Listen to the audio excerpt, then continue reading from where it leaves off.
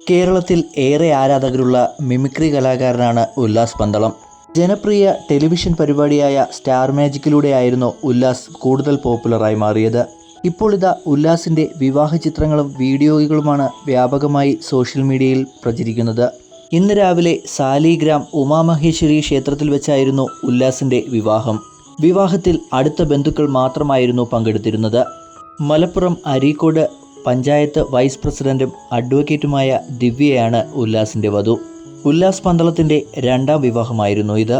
2 വർഷങ്ങൾക്ക് മുൻപായിരുന്നു ഉല്ലാസിൻ്റെ ആദ്യ ഭാര്യ മരണപ്പെട്ടിരുന്നത്. 2 ആൺമക്കളും ഈ ബന്ധത്തിൽ ഉല്ലാസിനുണ്ട്.